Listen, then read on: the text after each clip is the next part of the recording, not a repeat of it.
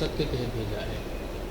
ایسے نہیں بھیج دیا اللہ نے، بلکہ ایک مقصد کے تحت بھیجا ہے. اگر ہم اور آپ اس مقصد کو سامنے رکھ کر زندگی کو گزاریں گے تب تو کامیاب ہوں گے، اور اگر مقصد سامنے نہیں ہے، اگر مقصد سامنے نہیں ہے اور زندگی یوں ہی گزر رہی ہے، اور چاہے اسباب کی لائن سے گزر رہی ہو اور چاہے اعمال کی لائن سے گزر رہی ہو، لیکن اگر مقصد سامنے نہیں ہے تو اسباب کی لائن میں ہوں گے تب بھی ناکام ہو جائیں گے، اور اعمال کی لائن میں ہوں گے تب بھی ناکام ہو جائیں گے اگر مقصد سامنے نہیں ہوگا. اس لیے آج ہمارے اور آپ کے سامنے ہے کہ اسباب والے بھی ناکام ہو رہے ہیں اور اعمال والے بھی ناکام ہو رہے ہیں. ایسا نہیں کہ صرف اسباب والے ناکام ہو رہے ہیں، اسباب والے بھی ناکام ہو رہے ہیں اور اعمال والے بھی ناکام ہو رہے ہیں. کیوں؟ کیونکہ دونوں مقصد سے ہٹے ہوئے ہیں، دونوں مقصد سے ہٹے ہوئے ہیں اور محنت میں لگے ہوئے ہیں، محنت میں لگے ہوئے ہیں. دنیا کے اندر کوئی بھی انسان ایسا نہیں ہے جو محنت میں نہ لگا ہوا ہو. ہر ایک انسان محنت میں لگا ہوا ہے، اور چاہے غریب ہو، چاہے فقیر ہو، چاہے وزیر ہو، اور چاہے آنکھوں سے دیکھتا ہو یا نہ دیکھتا ہو، زبان سے بول پاتا ہو یا نہ بول پاتا ہو، اور چاہے اس کے پاس چلنے کے لیے سواری نہ ہو، رہنے کے لیے مکان نہ ہو، اور چاہے کوئی ایروپلین کے سفر کر رہا ہو، چاہے بنگلوں میں رہ رہا ہو، اور چاہے ہندو ہو، چاہے مسلم ہو، چاہے یہودی ہو، چاہے عیسائی ہو، چاہے سکھ ہو، کوئی بھی ہو. ہر اعتبار سے نظر اٹھا کر دیکھ لیں، کوئی بھی دنیا کے اندر ایسا انسان نہیں ملے گا جو محنت میں نہ لگا ہوا ہو. لگا ہوا کہ نہیں لگا ہوا محنت میں؟ اور محنت کر رہا ہے. محنت میں کیا کر رہا ہے؟ اپنا جان لگا رہا ہے، اپنا مال لگا رہا ہے اور اپنا وقت لگا رہا ہے. لگا رہا ہے کہ نہیں لگا رہا ہے؟ لیکن اس کے باوجود بھی ناکام ہے. کیوں؟ کیونکہ محنت تو کر رہا ہے لیکن جس مقصد کے لیے اللہ نے بھیجا تھا وہ مقصد سامنے نہیں ہے. وہ مقصد سامنے نہیں ہے. مقصد ہم نے کیا بنا لیا؟ تجارت کو اپنا مقصد بنا لیا، نوکری کو اپنا مقصد بنا لیا، کھیتی کو اپنا مقصد بنا لیا، اسباب کو اور شکلوں کو اپنا مقصد بنا لیا. کس لیے بنایا؟ اس لیے اس کو اپنا مقصد بنایا کیونکہ ہم نے ایمان و یقین کو سیکھا نہیں، اور جب ایمان و یقین کو سیکھا نہیں تو اللہ سے ہونا جانا نہیں، اللہ سے ہونا جانا نہیں. اور جب اللہ سے ہونا جانا نہیں تو اللہ کے علاوہ جہاں جہاں سے ہوتا ہوا نظر آ رہا ہے اس کو ہم نے اپنا مقصد بنا لیا کہ ان سے ہی ہماری ضرورتیں پوری ہوں گی، ان سے ہی ہماری پرورش ہوں گی، اور ان سے ہی زندگی سے لے کر موت تک جتنے بھی مسائل اور حالات اور پریشانی تکلیف آئیں گے وہ سارے مسائل اور سارے حالات، ساری پریشانی انہی اسباب سے، انہی شکلوں سے دور ہوں گی. اس لیے اس کو مقصد بنا لیا، ایمان اور یقین نہ سیکھنے کی وجہ سے. تو ہر ایک انسان محنت میں لگا ہوا ہے، ہر ایک انسان کامیاب بھی نہیں ہے. اللہ نے جو محنت دے کر بھیجی ہے وہ صرف ایمان اور عمل کی محنت دے کر بھیجی ہے، اور یہی اور ہمارا اور آپ کا مقصد تھا. اسی مقصد کے لیے اللہ نے بھیجا تھا، ایمان اور عمل کی محنت. اس کے علاوہ اللہ نے کوئی محنت دے کر نہیں بھیجی. نہ تجارت کی محنت دے کر بھیجی ہے، نہ کھیت کی محنت دے کر بھیجی ہے، نہ باغ کی محنت دے کر بھیجی ہے، نہ شکلوں کی محنت دے کر بھیجی، نہ اسباب کی محنت دے کر بھیجی. کسی اسباب کی، کسی شکل کی، کسی چیز کی محنت دے کر نہیں بھیجی اللہ نے. کسی چیز کی محنت دے کر اللہ نے نہیں بھیجا. اللہ نے جو بھیجا صرف ایمان اور عمل کی محنت دے کر بھیجا ہے. اور ایمان اور عمل والا راستہ تو فرمائے نبیوں والا راستہ ہے، اور ملک و مال والا راستہ یہ فرعون، نمرود اور قارون والا راستہ ہے. ملک اور مال والا راستہ یہ فرعون، نمرود اور قارون والا راستہ ہے، اور ایمان اور عمل والا راستہ یہ نبیوں والا راستہ ہے. اس لیے ایمان اور عمل کو اپنا مقصد بنانا ہے. اس لیے ایمان اور عمل میں سب سے پہلے ایمان ہے، عمل بعد میں ہے. سب سے پہلے ایمان پہلے، عمل بعد میں ہے. اگر میرے محترم بزرگوں دوستو ایمان و یقین کو نہ سیکھا اور ایمان کا نور حاصل نہ کیا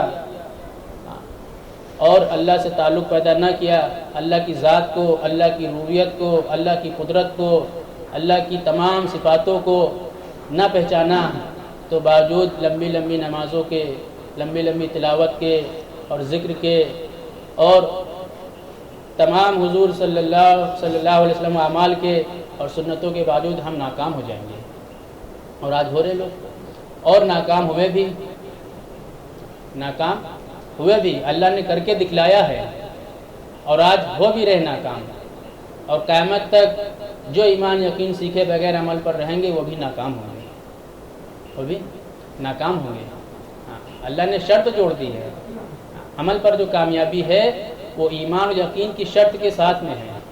اس لیے حضرت فرماتے تھے کہ دنیا اور آخرت کی کامیابی عمل کی بنیاد پر نہیں ہے بلکہ یقین کی بنیاد پر ہے، کیونکہ کل قیامت کے دن بڑے بڑے عمل والے موجود ہوں گے، بڑے بڑے عمل والے موجود ہوں گے، جس میں حدیث میں آتا ہے، جس کا مفہوم ہے کہ عالم بھی موجود ہوگا، سخی بھی موجود ہوگا اور شہید بھی موجود ہوگا، لیکن ناکام ہو رہے ہوں گے، ناکام ہو رہے ہوں گے۔ کیوں؟ کیونکہ ایمان یقین اخلاص نکل گیا۔ منافقین کی ہم زندگی دیکھ لیں، کیا تھی کہ اللہ کے نبی صلی اللہ علیہ وسلم کے پیچھے نمازیں پڑھتے تھے۔ ہم لوگ تو یہاں پڑھ رہے ہیں، منافقین اللہ کے نبی صلی اللہ علیہ وسلم کے پیچھے نماز پڑھتے تھے، اور عشاء و فجر بھی نہیں چھوٹتی تھی ان کی، 100% سنتوں پر تھے، 100% اعمال پر تھے، بظاہر 100% اعمال پر تھے، اللہ کے راستے میں بھی نکلتے تھے، حج بھی کرتے تھے، اللہ کے راستے میں بھی نکلتے تھے، تمام اعمال موجود تھے، لیکن کیا نہیں تھا؟ یقین نہیں تھا۔ اس لیے اللہ نے دنیا بھی ناکام کیا اور مرنے کے بعد بھی ناکام کریں گے۔ اتنا شدید عذاب کافروں کو نہیں ہوگا، اتنا شدید منافقین کو ہوگا۔ منافقین فرمایا کہ جہنم کے سب سے نچلے حصے میں ہوں گے، کافر کو اس سے اوپر عذاب ہوگا، اوپر کے حصے میں، لیکن منافق کو سب سے نیچے حصے میں عذاب دیا جائے گا، کیونکہ وہ شک کرتے تھے، جاننے کے باوجود بھی، عمل کے باوجود بھی، اور اعمال مساجد میں جڑنے کے باوجود بھی، مشوروں میں ہونے کے باوجود بھی، اور جتنی مجلسیں قائم ہوتی تھی اللہ کے نبی صلی اللہ علیہ وسلم کی، صحابہ کی، ان مجلسوں میں موجود ہوتے تھے اور سارے عمل کرتے تھے، لیکن اندر سے نفاق تھا، اندر سے اللہ کی ذات کے پر شک تھا کہ عمل خالی عمل سے کیسے ہوگا۔ اس بنیاد پر اللہ تعالیٰ ان کو سب سے سخت عذاب دیں گے۔ اس لیے میرے محترم بزرگوں دوستو، سب سے پہلے اپنے یقین کی تبدیلی کرنا ہے، سب سے پہلے ایمان یقین کو سیکھنا ہے۔ اس کے لیے اللہ کے نبی صلی اللہ علیہ وسلم نے 13 سال صحابہ کے دلوں کے اوپر محنت کی تھی، دلوں کا رخ موڑا تھا اور صحابہ کے دلوں کو محنت کا میدان بنایا تھا، اور صحابہ کے دلوں کے اندر اللہ کے غیر سے جو امیدیں جڑی ہوئی تھی اور اللہ کے غیر سے ہونے کا جو یقین بنا ہوا تھا، سب سے پہلے ان شکلوں کا اور ان اسباب کا، ان نقشوں کا یقین توڑوایا ہے، ان شکلوں کا، ان اسباب کا، ان بتوں کا، ان تجارت کا، ان کھیتی کا، ان ہتھیار کا، سب کا یقین توڑوایا ہے اللہ کے نبی صلی اللہ علیہ وسلم کہ اللہ کے اندر جو اللہ کی علاوہ سے جہاں جہاں سے ہونے کا یقین بھرا ہوا ہے، اس کو سب سے پہلے نکالو، یہ گندگی سب سے پہلے نکالو، تبھی اللہ کا نور دل کے اندر داخل ہوگا۔ ایک گلاس کے اندر اگر شراب ہے اور دودھ ڈالنا ہے تو پہلے شراب کو نکالنا تو تبھی دودھ اندر آئے گا، تبھی دودھ اندر جائے گا۔ اس لیے اللہ کے نبی صلی اللہ علیہ وسلم نے صحابہ کے دلوں کے اوپر محنت کی تھی کہ جہاں جہاں سے پرورش کا یقین جڑا ہوا تھا، جہاں جہاں سے ضرورتیں پوری ہونے کا یقین بنا ہوا تھا، ان ساری شکلوں کو اور سارے اسباب کو چھڑوایا تھا، ان سارے اسباب کو چھڑوایا تھا کہ جب تک اسباب سے ہم کٹیں گے نہیں، تجارت سے کٹیں گے نہیں، شکلوں سے کٹیں گے نہیں، تب تک کہ اس سے ناامیدی مایوسی نہیں پیدا ہو سکتی، اس سے ناامیدی مایوسی نہیں پیدا ہو سکتی۔ مثال کے طور پر ایک لڑکے کو کسی لڑکی سے محبت دو اور اس سے فون پر بات کرتا ہو، صبح بھی بات کرے، دوپہر بھی بات کرے، شام کو بھی بات کرے، اور کہ ہم کو اس سے محبت نہیں ہے، اس سے کوئی امید نہیں ہے، تو کوئی مانے گا؟ نہیں مانے گا، کیونکہ دن بھر تو اسی میں لگا ہوا ہے اور کہ ہم کو اس سے محبت نہیں ہے۔ ہاں جب وہ چھوڑ دے گا اس سے بات چیت کرنا بند کر دے گا، اس سے ملاقات کرنا بند کر دے گا، تب اگر وہ کہے کہ ہمارا اس سے کوئی تعلق نہیں ہے، ہمارا اس سے کوئی سمبند نہیں ہے، کوئی اس سے امید نہیں ہے، کوئی بات چیت نہیں، تب تو لوگ مانیں گے۔ لیکن ایک آدمی صبح سے لے کر شام تک دن رات اسباب کے اوپر محنت کرے اور وقت مل جائے تو نماز پڑھنے چلا ہے اور پھر کہے کہ اسباب سے ہماری کوئی امید نہیں بندھی ہوئی ہے، اسباب سے پرورش کا یقین نہیں ہے، اسباب سے ضرورت پوری ہونے کا یقین نہیں ہے، تو یہ کہاں کی عقل مندی کی بات ہے؟ مانے تو یہ دھوکہ ہے، یہ دھوکہ ہے۔ اس لیے اس دھوکے سے نکلنا ہے ہمیں اور آپ کو، اس دھوکے سے نکلنا ہے، اس دھوکے سے نکلنا ہے۔ یہ دھوکہ تبھی نکلے گا جب ان ساری شکلوں کو چھوڑ کر نکلیں گے، ان کو چھوڑیں گے جب ہم، تبھی یہ دھوکہ نکلے گا، تبھی یہ دھوکہ نکلے گا۔ اس لیے اللہ کا جو ہے کسی سبب کے اوپر، کسی شکل کے اوپر کوئی وعدہ نہیں ہے، اسباب کے اوپر، شکلوں کے اوپر کوئی وعدہ نہیں۔ کیوں وعدہ نہیں ہے؟ کیونکہ اللہ نے پہلے ہی فرما دیا دنیا مردار ہے، دنیا دھوکے گھر ہے اور مچھر کا پر ہے، مکڑی کا جالا ہے۔ اور اللہ کے نبی صلی اللہ علیہ وسلم کیا فرمایا کہ دنیا مردار ہے اور اس کے چاہنے والے کتے ہیں۔ اللہ نے پہلے ہی فرما دیا، اللہ نے پہلے ہی فرما دیا۔ جس دنیا کو اللہ نے قرآن میں فرمایا کہ یہ دنیا دھوکے کا گھر ہے، مچھر کا پر ہے، مکڑی کا جالا ہے، اور جس دنیا کو اللہ کے نبی صلی اللہ علیہ وسلم فرمایا کہ دنیا مردار، اس کے چاہنے والے کتے ہیں، آج مسلمان اللہ اس کے رسول کو ماننے والا کہہ رہا ہے کہ یہ دنیا دارالاسباب ہے۔ جس دنیا کو اللہ کے نبی صلی اللہ علیہ وسلم فرمایا کہ دنیا مردار ہے، اس کے چاہنے والے کتے ہیں، یہ مسلمان نبی کو ماننے والا کہہ رہا ہے کہ دنیا دارالاسباب ہے۔ جس کو اللہ کے نبی صلی اللہ علیہ وسلم نے مردار بتلایا، جس کو اللہ نے دھوکے کا گھر بتایا، مچھر کا پر بتایا، مکڑی کا جالا بتایا، اسی کو مسلمان کہہ رہا ہے کہ دنیا دارالاسباب ہے۔ یہ اسباب نہیں ہوں گے تو ہمارے کام کیسے بنیں گے؟ سارا دار و مدار اسباب کے اوپر ہے۔ یہی تو آواز چل رہی ہے، یہی تو آواز چل رہی ہے کہ اسباب کے بغیر کیسے ہو جائے گا، شکلوں کے بغیر اللہ کیسے ہماری حاجتیں پوری کر دیں گے، دوا کے بغیر کیسے شفا مل جائے گی، دوا کے بغیر کیسے شفا مل جائے گی، اور ہتھیار کے بغیر کیسے حفاظت ہو جائے گی، اور درخت کے بغیر کیسے پھل مل جائیں گے، دکان کے بغیر کیسے روزی مل جائے گی، اور وکیل کے بغیر کیسے مقدمہ حل ہو جائے گا، اور مرد عورت کے بغیر ملنے پر کیسے بچہ وجود میں آ جائے گا، اور کھیت کے پر محنت کے بغیر کیسے غلہ مل جائے گا۔ تو نعوذ باللہ ہم نے اللہ کو اسباب کا پابند کر دیا، اور اللہ کی قدرت کو اسباب کا پابند کر دیا، کہ اللہ کرتے تو اپنی قدرت سے ہیں، لیکن یہ سارے اسباب، یہ ساری شکلیں جو کریں گے اس کے ساتھ میں کریں گے، یہ نہیں ہوں گے تو اللہ ہماری ضرورتیں کیسے پوری کر دیں گے؟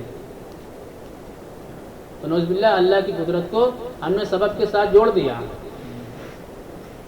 اللہ کی قدرت کو ہم نے قید کر دیا سبب کے ساتھ میں، کہ بغیر سبب کے کیسے ہو جائے گا، بغیر سبب کے کیسے ہو جائے گا، کہ خالی سورہ فاتحہ سے سر کا درد کیسے دور ہو جائے گا؟ خالی سورہ فاتحہ سر کے درد کا دور ہونے کا یقین نہیں ہے، لیکن خالی ٹیبلٹ سے سر کے درد کا دور ہونے کا یقین ہے۔ ابھی کوئی پوچھنے آئے کہ سر میں درد ہو رہا ہے کیا کریں، تو جب اس کو بتایا جاتا ہے کہ سورہ فاتحہ پڑھ لو، دم کر کے پی لو، درد دور ہو جائے گا، تو کیا کہتا ہے کہ خالی سورہ فاتحہ سے کیسے ہو جائے گا؟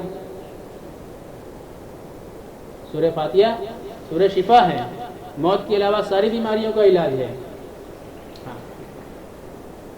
جس کو قرآن نے فرمایا کہ اس میں شفا ہے، اس کے اوپر یہ 5 وقت نمازی اور اللہ کے راستے میں نکلنے والا اور سنتوں کے اوپر چلنے والا کیا کہہ رہا ہے خالی سورہ فاتحہ سے کیسے ہو جائے گا سر کا درد دور؟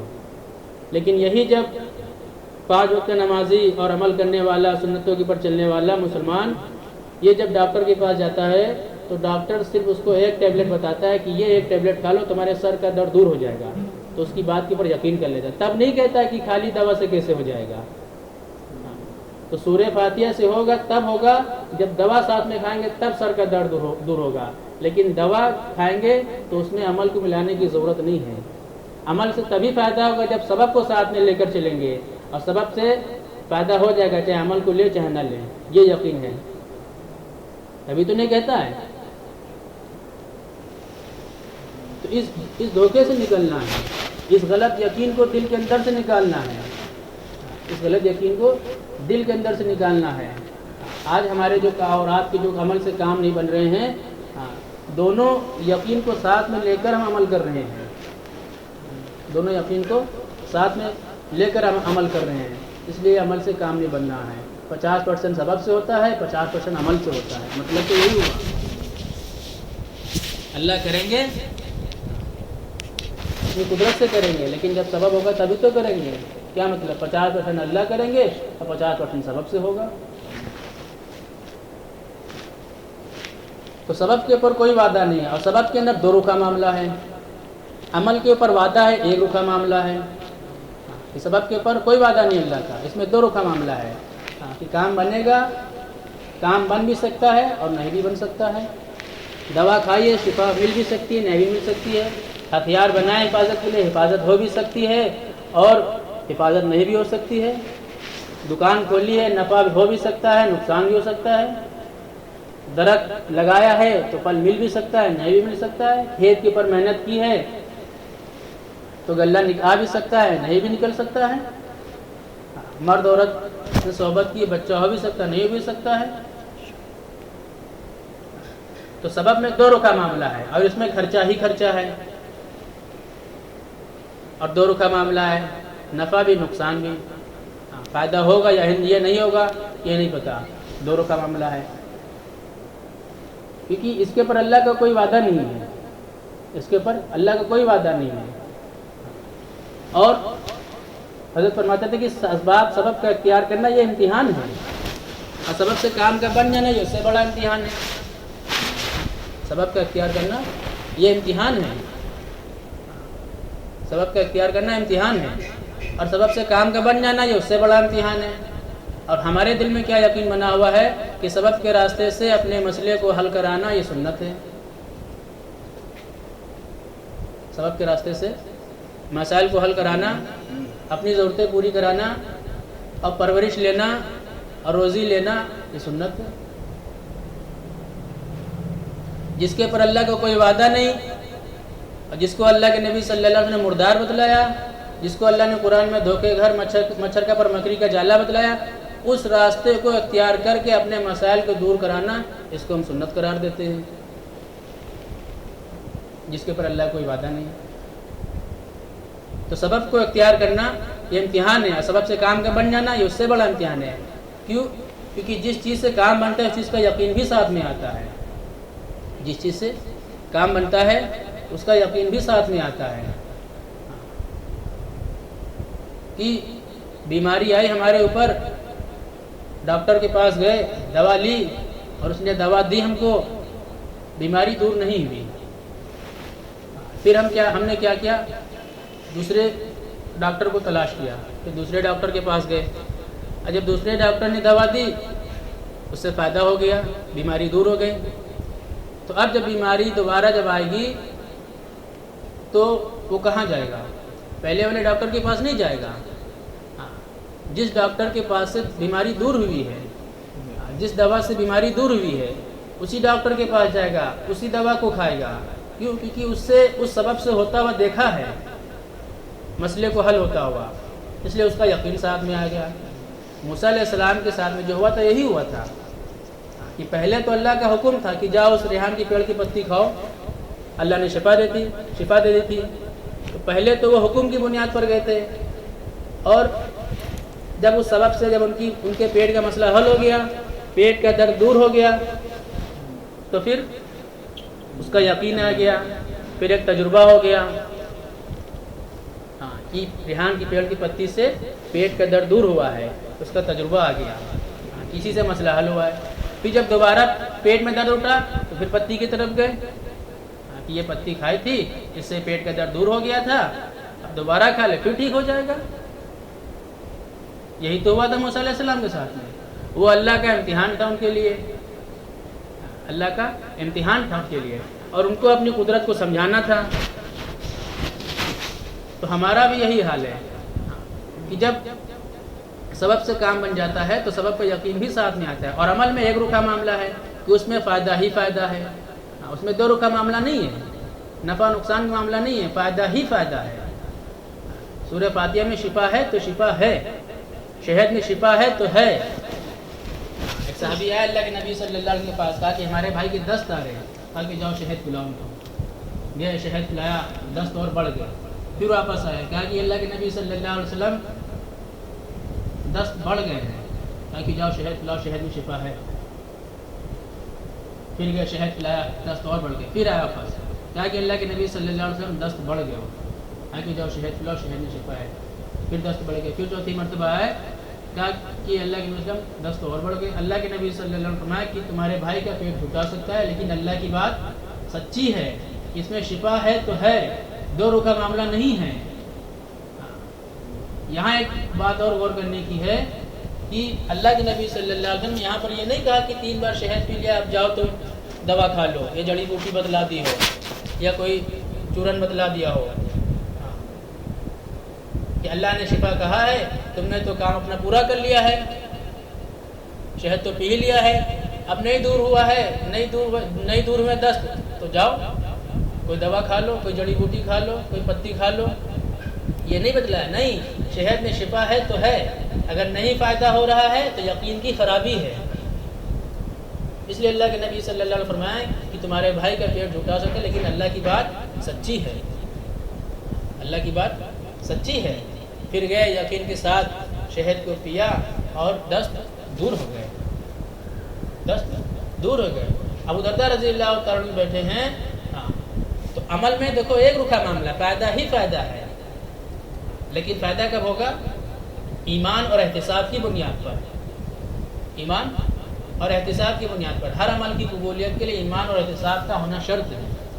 ایمان کہتے ہیں اخلاص کو، اور اخلاص ہی ایمان ہے۔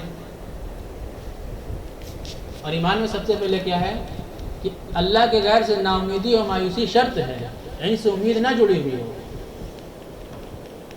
اور احتساب وعدے کا یقین ہو کہ جو بھی عمل پر وعدہ کیا ہے اس وعدے کا یقین ہو کہ اس عمل پر اگر یہ وعدہ کیا ہے تو یہ وعدہ پورا ہو کر رہے گا، اس میں ذرہ برابر شک نہ ہو، اس میں ذرہ برابر شک نہ ہو۔ تو ابو درداء رضی اللہ عنہ یقین کے ساتھ، وعدوں کے یقین کے ساتھ، اخلاص کے ساتھ بیٹھے ہیں۔ 3 4 لوگ آ رہے خبر لے کر کہ آپ کے گھر کا مکان جل ہے، لیکن سب کی بات کا انکار کر رہے ہیں، کیوں؟ کہ اللہ کے نبی صلی اللہ علیہ وسلم نے عمل بتلایا ہے، دعا بتلائی ہے، اس میں ایک رخا معاملہ ہے، فائدہ ہی فائدہ ہے، نقصان ہو ہی نہیں سکتا، اس لیے اس کے اوپر جمے رہے، اس کے اوپر جمے رہے، اور سب کی بات کا انکار کر دیا۔ پھر لوگوں نے پوچھا کہ اللہ کے نبی صلی اللہ علیہ وسلم نے کون سا عمل بتلایا آپ کو؟ فرمایا کہ ایک دعا بتلائی تھی کہ اگر یہ دعا صبح پڑھ لو گے تو شام تک حادثات سے محفوظ رہو گے، اور اگر شام کو پڑھ لو گے تو صبح تک حادثات سے محفوظ رہو گے۔ تو ہم نے وہ عمل کیا ہے، نبی کی خبر پر یقین کیا ہے، ظاہر کا انکار کیا ہے، آنے والوں کا، خبر دینے والوں کا انکار کیا ہے۔ یہ نہیں کہا کہ عمل پورا کر لیا ہے اور حکم پورا کر لیا ہے، چلو اب بالٹی میں پانی بھرو اور آگ بجھاؤ۔ ہمارے اور آپ کے ساتھ ہم تو یہی تو کہتے ہیں کہ عمل تو کر لیا ہے، عمل تو اختیار کر لیا، دعا تو پڑھ لی ہے، لیکن یہ کہاں لکھا ہوا ہے کہ گھر مکان جل ہے تو اس کو بجھاؤ نا، اس کو بجھاؤ نا۔ فرماتے ہیں کہ اگر ابو درداء رضی اللہ تعالیٰ عنہ اٹھ کر چلے جاتے تو آپ کا مکان جل جاتا۔ کیوں جل جاتا؟ کیونکہ نبی کی بات کے اوپر سے یقین ہٹ جاتا، نبی کی بات پر سے یقین ہٹ جاتا تو اللہ کا وعدہ پورا نہیں ہوتا۔ اس لیے عمل میں ایک رخا معاملہ ہے، فائدہ ہی فائدہ ہے، اور اس میں کوئی خرچہ نہیں ہے کہ حال آیا، بیماری آئی، پریشانی آئی، کوئی تکلیف آئی، وضو کیا، نماز پڑھی، دعا کی، اللہ سے کہا، اللہ نے کام بنا دیا، اللہ نے کام بنا دیا۔ تو نماز سارے عملوں کا مجموعہ ہے، نماز سارے عملوں کا مجموعہ ہے۔ اگر نماز قبول ہوگی تو نماز کے بعد میں جتنے بھی اعمال ہیں وہ سارے اعمال قبول ہوں گے، اور اگر نماز قبول نہیں ہوئی تو نماز کے بعد میں جتنے اعمال ہیں وہ قبول نہیں ہوں گے۔ اللہ کے نبی صلی اللہ علیہ وسلم کی حدیث جس کا مفہوم ہے کہ جس کی نماز قبول ہوگی اس کے باقی اعمال قبول ہوگی، جس کی نماز قبول نہیں ہوگی اس کے باقی اعمال قبول نہیں ہوں گے۔ اور نماز کی قبولیت کے لیے کیا سب سے پہلے شرائط ہیں؟ اگر وہ شرائط ہمارے سامنے ہیں، نماز سے پہلے کی شرائط، اگر ان شرائط کو پورا کر کے ہم آ رہے ہیں نماز میں، نماز کا عمل کرنے، تب تو نماز ہماری قبول ہوگی۔ اگر ان شرائط کو پورا نہیں کیا ہے اور صرف وضو بنا لیا اور سنت طریقے پر کھڑے ہو گئے، ٹوپی لگا لی، کرتا پاجامہ پہن لیا اور رکوع سجدہ کر لیا، تو یہ نماز ہماری بد دعا دے گی۔ نماز دعا بھی دیتی ہے، بد دعا بھی دیتی ہے۔ نماز دعا بھی دیتی ہے اور بد دعا بھی دیتی ہے۔ نماز دعا تب دے گی جب نماز کی شرائط پوری کریں گے، اور نماز بد دعا تب دے گی جب نماز کی شرائط پوری نہیں ہوں گی۔ سب سے پہلے نماز کے لیے ایمان کو حاصل کرنا ہے، ایمان کا حاصل کرنا ہے، ایمان کا نور حاصل کرنا ہے۔ ایمان کا نور حاصل کرنا ہے۔ ایمان کے سیکھنے میں کیا ہے کہ سب سے پہلے ہم اللہ کے غیر سے نا امید و مایوس ہوں، کہ نماز روزی کو کھینچنے والی ہے، نماز سارے مسائل کا حل ہے، نماز میں شفا ہے، نماز سے چاہے جون سی ضرورت پوری کرا لو، نماز پرورش کے لیے ہے۔ اب اللہ کے علاوہ کہیں سے ہماری پرورش کا یقین نہ جڑا ہو، اللہ کے علاوہ کہیں سے ضرورت پوری ہونے کا یقین نہ جڑا ہوا ہو، اللہ کے علاوہ سے کہیں سے شفا کا یقین نہ ہو، ہر جگہ سے نا امیدی مایوسی ہو۔ الا اللہ، سب کچھ کرنے والے اللہ ہیں، سب کچھ کرنے والے اللہ ہیں۔ ایمان کو حاصل کرنا، یقین کو حاصل کرنا، علم کہ اللہ کی بڑائی کا علم ہو، اللہ کی قدرت کا، اللہ کی ربوبیت کا، اللہ کی صفات کا علم ہو، اللہ کی بڑائی کا علم ہو۔ اس علم کے ساتھ ہم آ رہے ہیں مسجد کے اندر، نماز کا عمل کر رہے ہیں، جس کے سامنے کھڑے ہیں اس کا علم ہو۔ آج پولیس چوکی کے اندر جاتے ہیں تو سر جھکا کر جاتے ہیں، کیوں جاتے ہیں؟ آفیسر کے سامنے، ایس ڈی ایم کے سامنے، کسی بڑے آدمی کے سامنے جب جاتا ہے مسلمان یا انسان تو اس کے آگے سر جھکا کر جاتا ہے۔ کیوں جاتا ہے؟ کیونکہ اس کی بڑائی کا علم ہے، یہ پولیس ہے، یہ آفیسر ہے، یہ ایس ڈی ایم ہے، یہ ڈی ایم ہے، یہ پردھان منتری ہے، یہ راشٹرپتی ہے، اس کے پاس اتنا پاور ہے، اتنی طاقت ہے، تو اس کے آگے سر جھکا کر جاتا ہے، سینہ جھکا کر جاتا ہے۔ لیکن اللہ کی بڑائی کا علم نہ ہونے کی وجہ سے، اللہ کی قدرت کا، اللہ کی ذات کا، اللہ کی صفات کا، اللہ کی بڑائی کا، اللہ کی پاور کا علم نہ ہونے کی وجہ سے آج ہم نماز کے اندر سینہ تان کر کھڑے ہوتے ہیں، عاجزی انکساری نہیں ہوتی نماز کے اندر، اطمینان نہیں ہوتا ہے۔ کیوں؟ کیونکہ اللہ کی بڑائی کا علم نہیں ہے، اللہ کی طرف متوجہ نہیں رہتے ہیں۔ کیوں نہیں رہتے ہیں؟ کیونکہ اللہ کی بڑائی کا علم نہیں ہے، اللہ کی ذات کا، اللہ کی قدرت کا، اللہ کی ربوبیت کا علم نہیں ہے کہ اللہ کیسے رب ہے، اللہ کیسے پالنے والے، اللہ کیسے قدرت والے ہیں، اس کا علم نہیں ہے۔ اور اگر علم بھی ہے تو اس کی حقیقت نہیں ہے، پڑھ لیا، سن لیا، بول دیا، یہ تو ایک صرف ظاہر ہے، ایک حقیقت ہے۔ تو اللہ کی بڑائی کا، اللہ کی ذات کا، اللہ کی صفات کا، اللہ کی قدرت کا اس کا علم نہیں ہے، اور اس علم کی حقیقت نہیں ہے۔ اس لیے سب سے پہلے جو ہے اللہ کی بڑائی کا علم حاصل کرنا ہے۔ پھر نماز کا عمل کرنے جا رہے ہیں تو نماز کے اندر مسائل کا علم ہو، کہ سورہ ثنا سے لے کر اور سلام پھیرنے تک کیا کیا پڑھنا ہے، ان دعاؤں کا، ان تسبیحات کا علم ہو، کیا کیا پڑھنا ہے، کیا نہیں پڑھنا ہے، اس کا بھی علم ہو۔ اور اس کا بھی علم ہو کہ رکوع کے اوپر کیا ملے گا، سجدے کے اوپر کیا ملے گا، قیام کے اوپر کیا ملے گا، الحمد شریف کے پڑھنے پر کیا ملے گا۔ نماز کے اندر اللہ کی بڑائی بیان کر رہے ہیں، اللہ کی تعریف کر رہے ہیں، اس کے اوپر ہم کو کیا ملے گا اس کا بھی علم ہو، نماز کے اوپر کیا فضائل ہیں، کیا کیا وعدے ہیں، اس کا بھی علم ہو، اس علم کے ساتھ ہم نماز میں آ رہے ہوں، نماز کا عمل کر رہے ہوں، اور پھر دھیان کے ساتھ نماز کا عمل کر رہے ہوں، دھیان کے ساتھ نماز کا عمل کر رہے ہوں۔ عبداللہ بن عباس رضی اللہ عنہ فرماتے ہیں کہ نماز کے قائم کرنے میں 3 چیزیں ہیں، نماز کے قائم کرنے میں 3 چیزیں ہیں۔ اول تو اللہ کی طرف ہماتن متوجہ رہنا، اللہ کی طرف ہماتن متوجہ رہنا۔ دوسرے اطمینان سے رکوع کرنا اور اطمینان سے سجدہ کرنا۔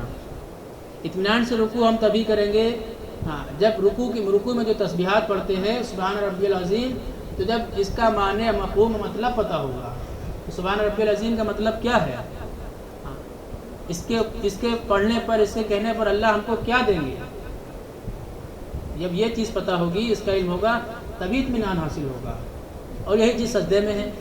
اور تیسری چیز خشوع، خشوع کہتے ہیں حضور صلی اللہ علیہ وسلم والی کیفیت کو، حضور صلی اللہ علیہ وسلم والی کیفیت کو کہتے ہیں کہ اول تو ہم نماز کے عمل میں، جب نماز کا عمل کر رہے ہوں تو اللہ کو ہم دیکھ رہے ہوں، اللہ کو ہم دیکھ رہے ہوں، اور اگر یہ کیفیت نہ ہو تو یہ کیفیت ضرور ہو کہ اللہ ہم کو دیکھ رہا ہے، تیسری کوئی چیز نہیں ہے، تیسری کوئی چیز نہیں ہے۔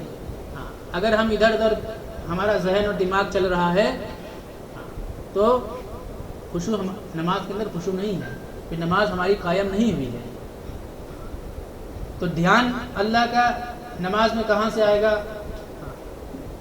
کیونکہ اللہ کو ہم نے دیکھا نہیں ہے، ابا کو دیکھا ہے، اماں کو دیکھا ہے، تو ان کا نام لیا جاتا ہے تو ان کی شکل و صورت سامنے آ جاتی ہے کہ ہاں چہرہ ایسا ہے، بال ایسے ہیں، ہاتھ پیر ایسے ہیں، آنکھیں ایسی ہیں، ناک ایسی ہے، کان ایسا ہے، سامنے آ جاتی ہے شکل، کیونکہ ان کو دیکھا ہے۔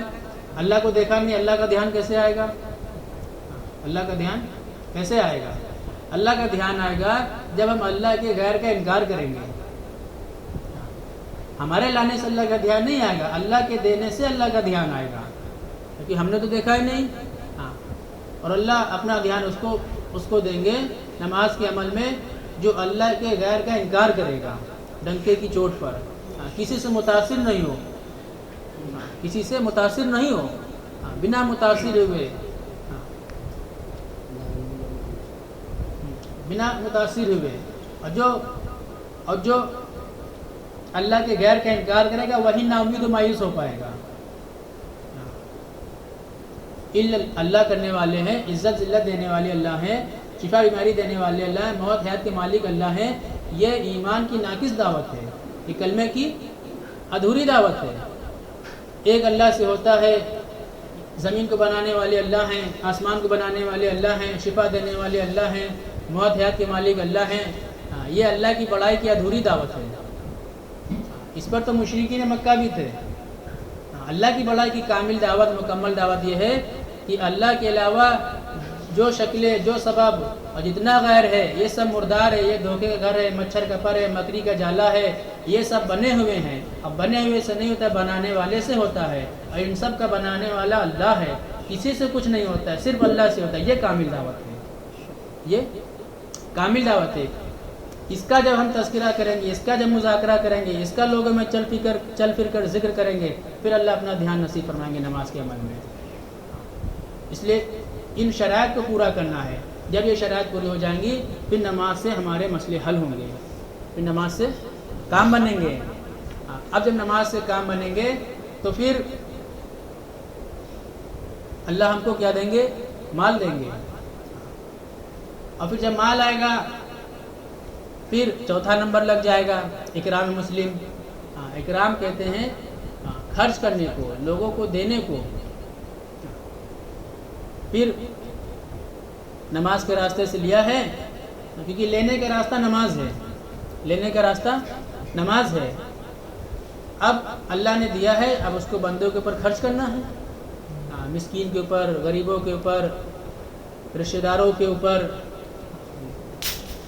غریبوں کے اوپر، سب کے اوپر خرچ کرنا ہے، پڑوسیوں کے اوپر۔ اگر ہم خرچ کریں گے، غریب کو کھانا کھلائیں گے، کپڑا پہنائیں گے، اور جو ضرورت مند ہوں گے ان کی ضرورتیں پوری کریں گے، تو پھر کیا ہوگا؟ اللہ ہماری عزت بڑھائیں گے، ہم کو شہرت دیں گے، ہمارا نام ہوگا، پھر لوگ ہماری تعریف کریں گے لوگوں میں، معاشرے میں۔ پھر اب یہاں 5واں نمبر لگ جائے گا کہ یہ ساری چیزیں شہرت کے لیے، دکھاوے کے لیے، ریاکاری کے لیے، نام نمود کے لیے نہیں کی ہے، کہ ہمارا بھی ایک وقار ہو، ہمارا بھی نام ہو جائے، ہماری بھی عزت ہو جائے، ہم کو بھی لوگ پہچاننے لگے، ہم کو بھی لوگ حضرت کہنے لگے، ہم کو بھی لوگ بڑا کہنے لگے۔ نہیں، اس کے لیے نہیں کیا ہے اللہ، تیری رضا کے لیے کیا ہے، تو راضی ہو جا، تو راضی ہو جا، تیرے لیے کیا ہے، تیرے لیے کیا ہے۔ تو یہ ساری چیزیں ہمارے اندر پیدا ہو جائے، یہ صفات ہمارے اندر آ جائیں۔ ان صفاتوں کو اپنے اندر داخل کرنے کے لیے، اس کے لیے جو ہے ایمان و یقین کو سب سے پہلے سیکھنا پڑے گا، اس کے لیے سب سے پہلے سیکھنا پڑے گا۔ ایمان یقین کو حاصل کرنے کے لیے ایمان کا نور حاصل کر لیں، عمل کے راستے سے کام بننے لگے، نماز کے راستے سے پرورش لینے والے بن جائیں۔ اس کے لیے 3 راستے ہیں۔ ایک تو جنگلوں والا ہے کہ جنگل میں نکل گئے، کہ وہاں سارے سبب سے شکلوں سے کٹ گئے، وہاں جنگل میں محنت کر رہے ہیں، اپنے اللہ کو پہچان رہے ہیں، غور فکر کر رہے ہیں۔ ایک تو یہ راستہ ہے، دوسرا جو ہے خانقاہ والا راستہ ہے، اور تیسرا جو ہے یہ راستہ ہے دعوت تبلیغ والا، جس کو مولانا الیاس رحمۃ اللہ علیہ نے چالو کیا ہماری اور آپ کی آسانی کے لیے، جس کا نام بھی نہیں رکھا کوئی۔ اگر فرماتے تھے کہ اگر ہم اس کا کوئی نام رکھتے تو تحریک ایمان رکھتے، جو لوگ کہنے لگے تبلیغی جماعت، تبلیغی جماعت۔ ہم نے اس کام کا مقصد ہی اپنی اصلاح، اپنی تربیت اللہ کے قرب کے لیے، تو ہم سبھی اس راستے میں لگے ہوئے ہیں، اس راستے میں لگے ہوئے ہیں۔ اب اس راستے میں لگے ہوئے ہیں تو جس نے اس راستے کو چالو کیا ہے، ان کی باتوں کو سامنے رکھ کر لگنا پڑے گا، ان کی باتوں کو سامنے رکھ کر چلنا پڑے گا۔ مولانا الیاس صاحب رحمۃ اللہ علیہ، مولانا یوسف صاحب رحمۃ اللہ کی منشا کیا تھی، ان کی مرضی کیا تھی، کام سے کیا چاہتے تھے، جب ان کے ملفوظات، ان کے بیانات ہمارے سامنے ہوں گے تبھی ہمارے سامنے مقصد سامنے ہوگا، تبھی ہمارے سامنے وہ ساری باتیں ہمارے سامنے آئیں گی۔ اس لیے جو ہے محنت کرنا ہے، اور ہماری زندگی تبدیل ہو جائے، ہمارے اندر ایمان کا نور آ جائے، ہماری نمازوں کے راستے سے پرورش ہونے لگے، اور دنیا کے اندر تمام انسان بھی اسی محنت کے اوپر آ جائے، اور ان کی بھی اصلاح ہو جائے، ان کی بھی